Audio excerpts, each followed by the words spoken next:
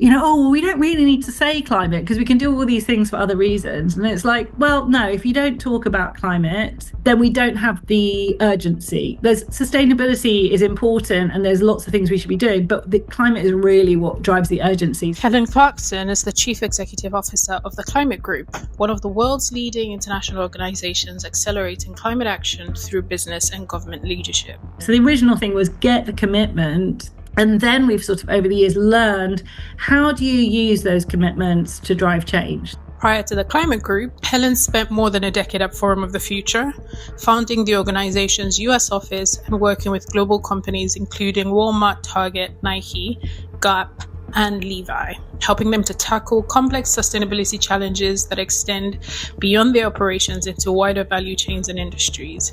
I think things like COVID sort of demonstrated a bit on that sort of resilience piece as well. Like people really understood what it means to not have resilient supply chains. That sort of changed the dynamic. So when we're thinking about decarbonizing some of these heavy industries, as you mentioned, what role do you think corporate demand can play in accelerating markets for low carbon steel, cement, and other industrial materials? You've seen enough, right, to be deeply pessimistic. You've watched promises made and broken, the negotiations stalled, momentum shift. So I want to ask you genuinely, right, what developments actually make you believe that we can still bend the curve? Helen Clarkson is the Chief Executive Officer of the Climate Group, one of the world's leading international organizations accelerating climate action through business and government leadership. Since joining the Climate Group in 2017, Helen has overseen some of the most influential global initiatives driving the transition to a low-carbon economy. These include RE100, EV100, EP100, and Steel Zero, coalitions that bring together many of the world's largest companies to accelerate the adoption of renewable energy, electric transport, energy productivity, and low-carbon industrial materials. Through these initiatives, the Climate Group has helped demonstrate how collective corporate action can shift entire markets and accelerate systemic change. Prior to the Climate Group, Helen spent more than a decade at Forum of the Future, founding the organization's US office and working with global companies including Walmart, Target, Nike, Gap, and Levi, helping them to tackle complex sustainability challenges that extend beyond their operations into wider value chains and industries. Earlier in her career, Helen worked for Médecins Sans Frontières on humanitarian missions across Congo, the Republic of Congo, Sudan, Burundi, Pakistan, and Nigeria, shaping her understanding of interconnected challenges of development, resilience, and global inequality. Helen Clarkson has a mix of expertise in business, sustainability, finance, and humanitarian work. She is recognized globally as one of the leading voices on corporate climate leadership, bringing together government, businesses, investors, and civil society to accelerate the transition to a net zero and climate resilient economy. Helen, welcome to the Sustainability and Climate Podcast. Welcome back, everybody. As we said, we have an incredible guest on today. We have the distinguished Helen Clarkson, who is head at Climate Group. Hi, Helen. Welcome to the podcast. Hi, thank you for having me. Awesome. So we're going to jump right into our questions today. The first question I have is around kind of the changing or the shift we seem to be seeing with some of the companies, right? A lot of companies made ambitious commitments during a period where, everybody, there was strong momentum around it, around ESG, around sustainability. And with changing governments and changing institutions, we're seeing economic pressures, a lot of political backlash, and we're seeing some companies kind of moving back on some of the commitments that they made. So how do you think, in your experience, how do we distinguish between, companies that are really committed and the companies that are just kind of joining the line? Yeah, I think that, and so thank you for having me on here. I think this is such a good topic and really timely. And this is one of the key questions, right? So as you say, I've worked in sustainability for sort of 20-ish years or something now. And, there's definitely kind of ups and downs of corporate sustainability. It comes into fashion, it comes out. I think, and this is definitely a period where it's sort of going out. But I think the real difference and what we're seeing this time, and it sort of gets to how do you know if they're committed, is a lot of companies are still doing things because the business case is there. And I think in the past, there was a lot of work that companies were doing a bit based on, there was a sort of era where the chief exec would go to a conference and have a kind of, visionary moment where he thought about his grandchildren and then said, right, the whole company needs to be sustainable. Those are the kind of pioneering ones. The famous one in the States was the Interface Floor Company with Ray Anderson, really came back kind of overnight, turned the company around. And you had those kind of lone pioneer visionaries. Paul Polman at Unilever was another one that was kind of pushing their company to do things and really sort of paved the way on sustainability. And that led to other companies making commitments, following along, but maybe the business case wasn't already there. So they were having to kind of make somewhat of a kind of moral case, some of a kind of future-proofing case, saying, I remember doing a lot of work saying, if you want this business to be here in 50 years' time, you're going to need to think about carbon because it's going to be constrained or priced in the future. So, but in the last few years, and particularly with sort of big economic signals changing around the price of electricity or, the price of renewables from China and things like that, the business case has really shifted. And there are a lot of businesses that during that sort of last era had really grasped the business case and had found a way to make money from sort of sustainable offerings and so on. And those companies are very much still in it. So one example there would be Train Technologies. They were one of our key sponsors. I think I've been the headline sponsor at Climate Week NYC last year. And that's a company I've known and started work with a long time ago on sort of how do you build sustainability into the heart of your business strategy, and how do you make it the way that your business, what it's selling, its goods and services, and they've shown that over time that is possible, and that's really where their business is now, and you can see the success of that. So those companies are still there, and they're not committed because, as I say, because they've got some sort of moral thing. They're doing it because it's really, really good business. And I think that big shift in the price of a lot of these technologies has meant there's probably many more businesses in that position now than there were the last time that sustainability fell out of fashion. So I think that's the business. There was, last year, a few companies who had quite light touch commitments, let's call them that, sort of fell away. But I think the businesses you see now, are committed for those reasons, because they understand all those price signals. I think things like COVID sort of demonstrated a bit on that sort of resilience piece as well. Like people really understood what it means to not have resilient supply chains. That sort of changed the dynamic. And there's new polling now from We Mean Business Coalition, Climate Group's a member of that, that an overwhelming number of businesses believe in the energy transition and support clean electrification.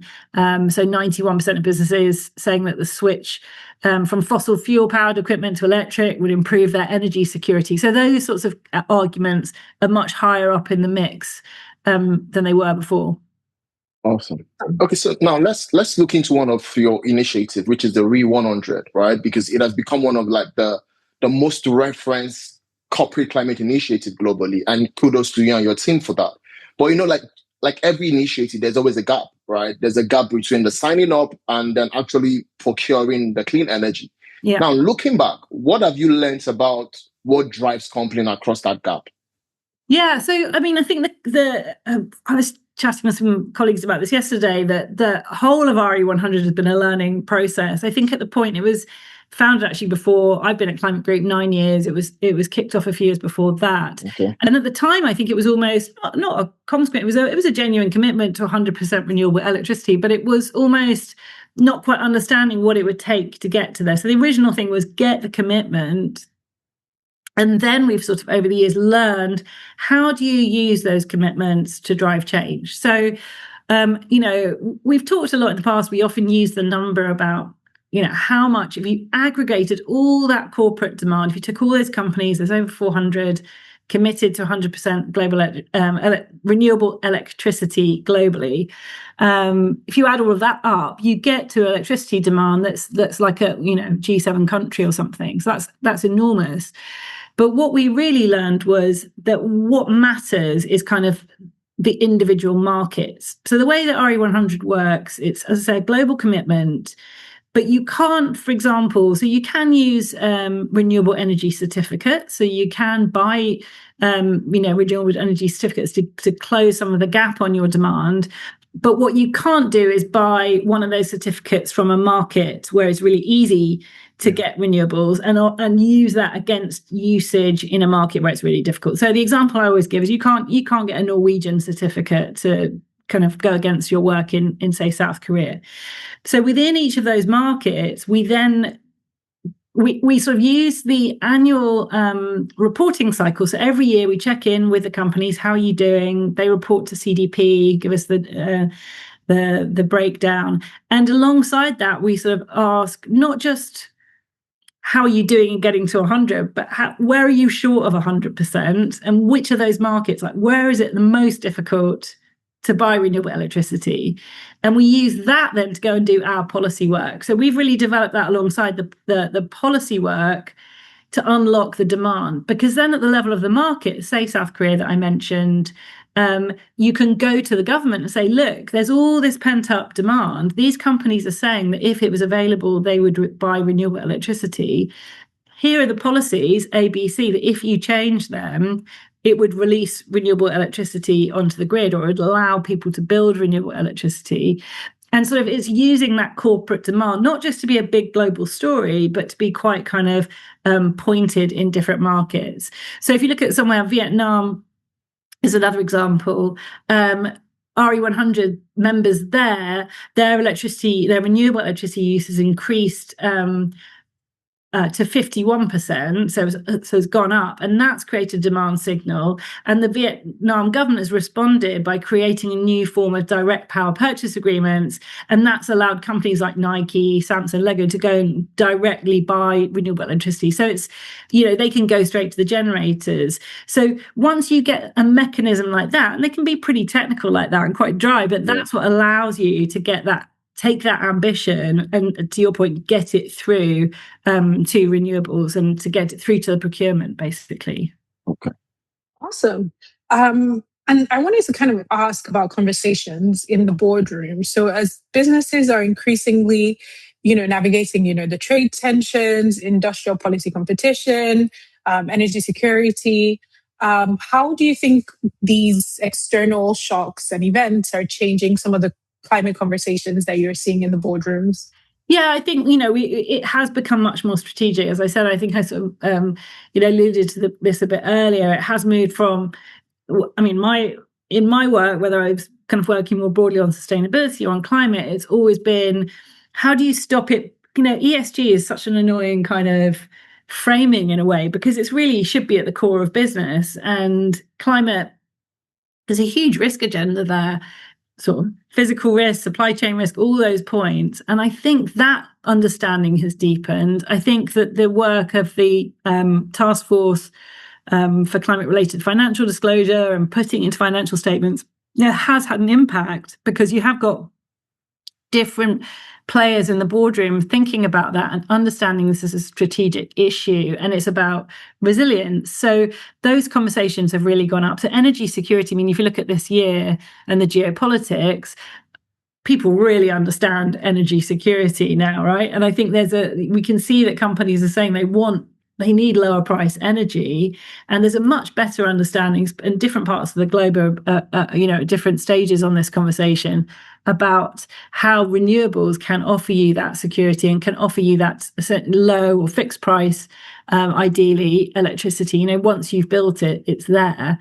So, and you can see this coming in different parts of the world. South Korea, like more than 90% of energy supplies from imported fuels. So then you've got this kind of conversation about renewables as a national security issue. That sort of conversation will trickle down into the boardrooms. And equally, if you take Europe and how the conversation here has evolved in the last year, and you look at the different kind of reactions from, say, Spain and Portugal, which have got a lot of renewables on their grid, and how they reacted to the Straits of Hormuz, versus some of the other European countries like, oh, we're going to have to change all our targets and we need to, to row back on stuff. And those countries are saying, actually, we're fine, keep pushing ahead. So it's been very kind of visible, I think, to people this year in price signals or in, just reading the news, what's going on, and people are very aware of that context, and I think that's shifted things. All right. See, so I'll give the climate group its praises for what you guys are doing, because you've demonstrated what voluntary leadership looks like. But we know that the most ambitious companies have already acted. And do you think that we're at this point where policy and regulations simply have to do what corporate ambition cannot? Yeah, I mean, look, corporate ambition can take you so far. And as I've said, it's sort of, in a way, what you're trying to do with the corporate ambition, and we realize this with our campaigns, is to push on the policymakers. I mean, these are systemic issues. So there's not one player in a system. And I've read a lot of systems thinking over the years, but you really kind of see it. There's no individual player in a system that can make a difference. You've got to get all the pieces working together. And that corporate demand signal has been really critical to give policymakers confidence that they can do difficult things, and to sort of act as a really important voice in that decision making. But policy is definitely a limiting factor. I mean, it tends to run a bit slower than companies. It will tend to run a bit behind. I think policy often kind of locks down or firms up changes that have already happened kind of elsewhere. And so a lot of the things now if you look at around the world, you could say to companies, what's the problem? What's stopping you getting to 100%? On the energy transition, it's things like grids and permitting comes up all the time. How do you get, in the UK, they talk a lot about this, and they've talked here under the current government, they talk a lot about reordering that connection queue, right? So rather than first come, first served, you prioritize. But that's the problem. Every country in the world is kind of struggling with those issues. I'd say apart from China, which tackles things differently, let's say, in terms of how much say people get about where things are built. Getting those electrons onto the grid is the big issue. So I think that it's not that the companies have acted. A lot of them have set that ambition, but are now being held back by those last pieces. And there's always, a lot more to do. And we've got to act on all sectors of the economy, and not all sectors are moving. So, but does that frustrate you sometimes, knowing fully well that you've done the proof of concept and now it requires like the political will to scale it? Yeah. And it does, and that's where you have to get into, as I say, the granularity in each market. What's the issue here? But it's clear that technology is not the issue. Yeah. And to a large extent, finance isn't the issue. I mean, people talk about climate finance a lot, and it is, but it's not that there's no money. It's that it's really hard to unlock. There's a big gap between the money or the level of expenditure that investors want to put in. They want to build these big projects, and renewables projects tend to be small. So how do you get the finance risk profile, all that stuff, which I'm not an expert in at all, and you've probably had experts more on the program, but a lot of it is like unlocking those blockages rather than having to create kind of new will for things. But yeah, policy is definitely an issue, but you can also see a lot of policymakers around the world are gripping that now, but some of these changes will take time, and a lot of what we're trying to do with our campaigns is to keep policymakers going in that direction, particularly in the face of a lot of populist arguments which are very short-termist and often look at the price today, not how do we create the future that we need to live in. Awesome. Okay. Awesome. So when we're thinking about like decarbonizing some of these heavy industries, as you mentioned, what role do you think corporate demand can play in accelerating markets for low carbon steel, cement, and other industrial materials? Yeah, so corporate demand's a bit different in those ones. We have campaigns. We've got the Concrete Zero campaign and our Steel Zero campaign, and they're different. So we have our hundreds, which are commitments, say, as we talked about with RE100, global renewable electricity, or EV100 is electric vehicles. The zero campaigns, which are to do with zero carbon, so zero carbon steel, zero carbon concrete. And there the demand signal is a bit different because those materials are not yet at scale. Concrete's very new. or kind of net zero concrete. What does that even mean? No one had defined that till our campaign came along. So there, what we're trying to do is create market demand, and essentially what you're doing is almost coming at a kind of change curve the other way around and saying to the innovation part of the market or the producers, the sell side, if you create it, we will buy it, essentially is what those campaigns are saying. So they are putting that demand signal out there and saying very clearly to the supply side of the market and to the policymakers, by 2050, we expect all of this to be zero carbon. So our Steel Zero member have collectively committed to demand for about 10 million tons of net zero steel, which is roughly the size of the UK's annual steel consumption. So you've got a signal that big in the market saying, look, we are ready and we want to buy net zero steel. But as I said, they were also doing quite a lot of work around definitions, standards, procurement framework. So there's a lot of kind of technical work that having those companies together and saying, okay, what would this look like, rather than waiting until 2050 and hoping that these things are there. And they've got interim targets and things. So it's not all about kind of that end date, but it's how do we grow this market, basically. Okay. See, there's something that you clearly understand about collective action that like other people miss, if I have to be honest, because you've built coalition your whole career. I know you don't like people reading your profile back to you, right? But you built from the Forum of the Future, you've done the Climate Group, and now we're looking at the 100. Why do these initiatives succeed where lone organizations often fail?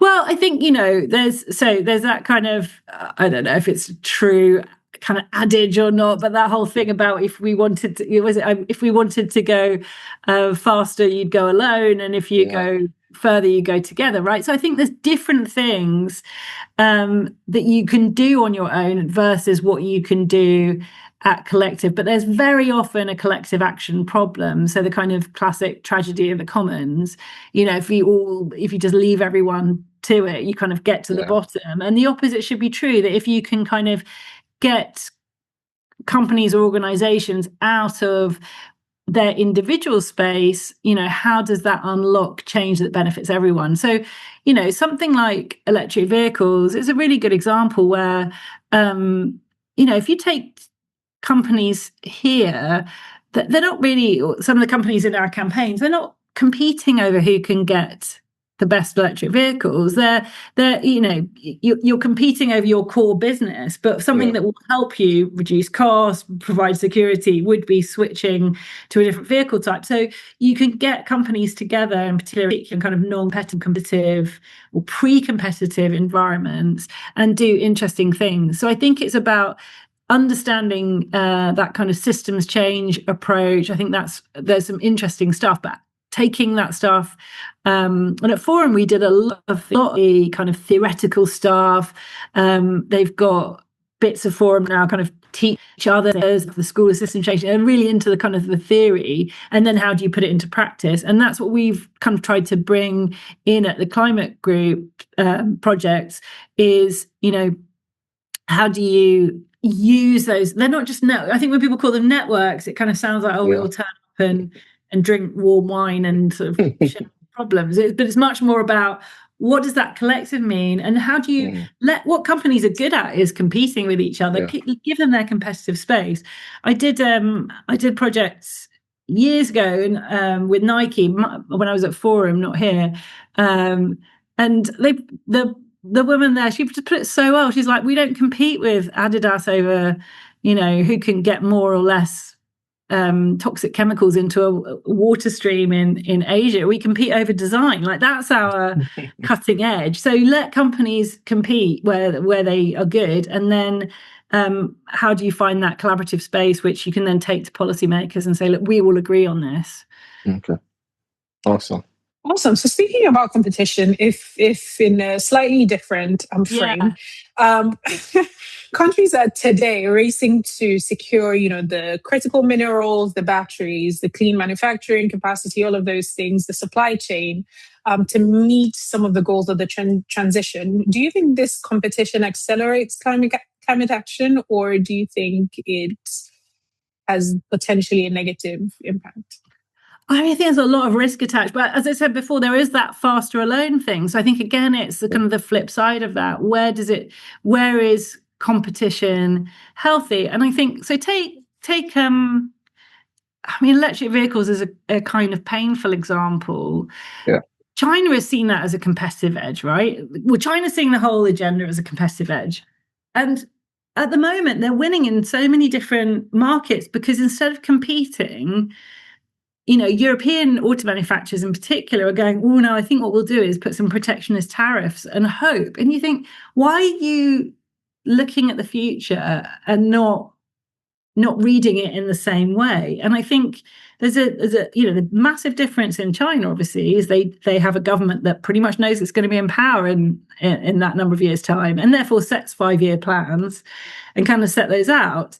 And I'm definitely not advocating for that form of government, but I kind of think if you can see, if China's the one that does the forward planning and work that out, why is the solution to this not competing? So you end up kind of thinking, okay, great. And you look around you now, and the number of, I mean, I don't know what it's like there in Lagos, but here the number of Chinese cars on the road is wildly different from 3-5 years ago, and you can't help thinking, well, if you're a German car manufacturer, why is your solution to that to lobby the EU to slow things down? And the UK government now is sort of saying, well, it might slow. So, I mean, and maybe the targets are slightly wrong, but to kind of block it altogether seems crazy. And then another great example, Lao, I think 2 weeks ago or something, I lose track of time, but it was a couple of weeks ago, announced that they were temporarily blocking the import of electric vehicles, of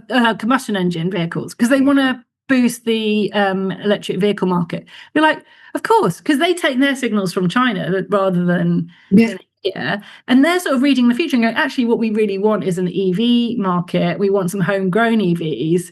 It's okay. So it's quite a kind of blunt tool, right? Block the import. But I don't know why Europe is now got into this kind of crouching space. Why not do what you're good at, which is competing, building great vehicles? And we've seen this electric vehicle competition coming for so long. Like, how is this the answer? So, yeah, I'd love to say, no, the whole world should collaborate and, let's all make nice. But at the moment, the pace we need to move at climate, I think on a lot of those issues, the competition can help. So I think it is, I don't think I'm contradicting myself. I think I'm saying it's horses for courses kind of thing. And you need to pick your areas.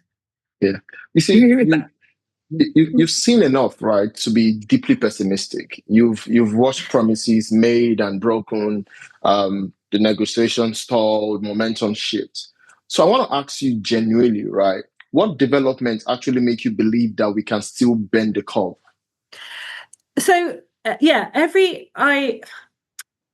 think you have to err on the side of optimism, because otherwise it would be hard to get out of bed in the morning. And I do have the odd moment on the tube the other day, and I was like, oh, am I just deluded? But then something will happen. So even actually, I just mentioned that ban in Laos. I was like, okay, well done, Laos. That's interesting. There was a brilliant book by Bill McKibben last year called Here Comes the Sun, which is full of all these sort of really interesting anecdotes and data about the solar revolution. And one of the ones he talked about and has become pretty famous is obviously that bottom-up consumer boom in solar in Pakistan. And I think things like that, where you can see, so the big, we do a lot of work on policy, and that is our focus as an organization. But it's not that I believe in top-down alone. I think there's some really interesting bottom-up stuff, and that can again signal, and in a way, companies signaling is sort of bottom-up in the same way. But that bottom-up signal in Pakistan, you could look on Google Earth and see the extent of the rooftop solar boom, and a lot of that happened because you've got cheap panels from China, you've got TikTok videos showing people how to install them, and as a result, sales of diesel dropped 35% last year. That's huge.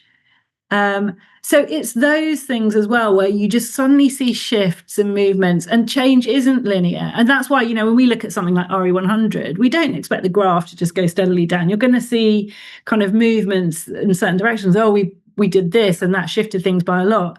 And I think we are going to see some really interesting tips. And in the end, I think, renewables are becoming so cheap that the politics must follow them, the economics at some point.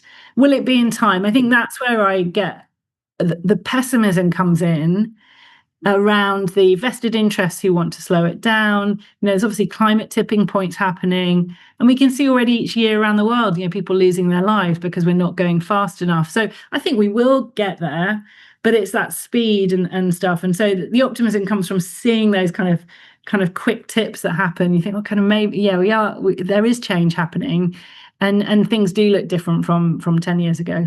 Okay. That's great. I'm glad to see that they do. We'd like to kind of round out the questions by asking our guests to give a little bit of advice to some of the businesses, some of the people that are listening, our audience essentially. And so my question to you today is, for some of the business leaders that are listening, what do you think is most important action that they can take in the next year, in the next 12 months-ish, 12 to 18 months maybe, to accelerate the transition and prepare for it? Yeah, I think there's a couple of things. I think the first really easy thing is to not decide that you're going to stop using the word climate. Now, I've packed a lot of negatives into that sentence. What I'm getting at there is, I've heard recently, and this was a bit, I talked before about the kind of cyclical nature maybe of kind of climate being, and then I heard this last time around, and it drove me nuts then as well, which is, we don't really need to say climate because we can do all these things for other reasons. And it's like, well, no, if you don't talk about climate, then we don't have the urgency. There's sustainability is important, and there's lots of things we should be doing, but the climate is really what drives the urgency. So I think I don't think it is like deep bravery to keep saying climate, but the more people talk about it and keep that on the agenda, I think that's really, really important. And then the other bit is really engaging on policy. So we had Ursula von der Leyen at Climate Week NYC last year, and she said that the European Commission wants to hear from corporates how to design climate and energy related policy. So companies need to stay engaged in that debate. The EU, so sort of thinking about companies here that would be competing, or in Europe, they want to carve out that competitive role. And I think the more that we can get that business voice together to properly engage in this, the better. We've heard from members that their biggest issues are around grids and permitting, infrastructure, all the stuff we talked about. That coming together helps us to really engage with governments, who are the ones that will unlock that in the end. So staying engaged on that policy topic in particular, I think is the number one thing. Awesome.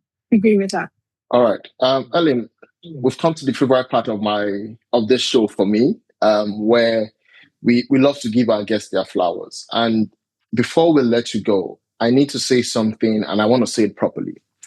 You see, earlier this year, you wrote something that I've not been able to shake. You said, and I will quote you, said, there are so many businesses and government leaders that want to push on with this transition in the name of our and their own future economic and energy security. Throughout this year, we will bring them together to drive the conversations that will unlock the next stage of this transition. End of quote.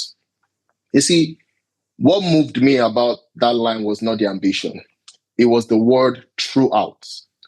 Not once, not at the next COP, but throughout. And I think this is what a life giving to something looks like. Not the big moments, but the throughout.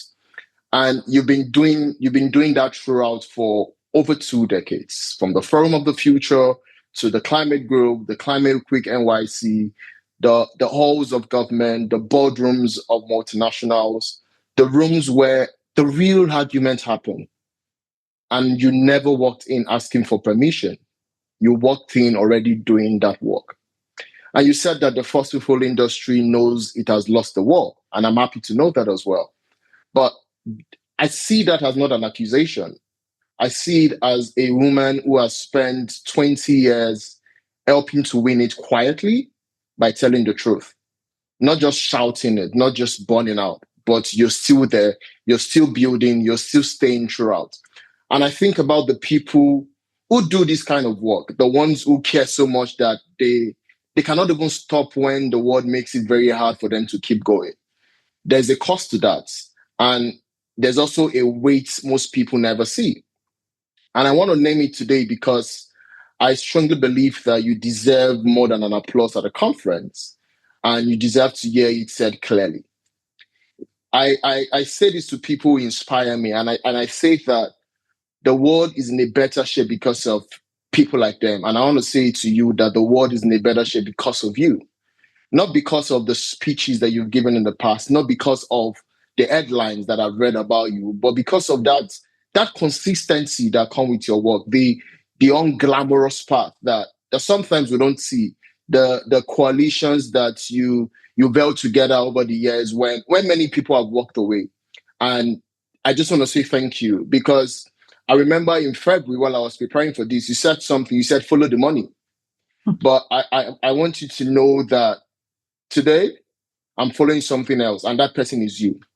Thank you. That's so I want kind. people to follow the commitment, and I want to say this, that on behalf of all the listeners across the 100 countries who listen to our podcast, thank you, Helen. You see, there's an OBE attached to your name, but I think the word behind it belongs to every country who are now setting solar records because someone built the architecture. And every company that cannot quietly retreat because a coalition that you one way or the other set up holds them to account. And for every boardroom where the question got harder to dodge because Helen Clarkson has been in that room. And so for this, I want to say take your flowers.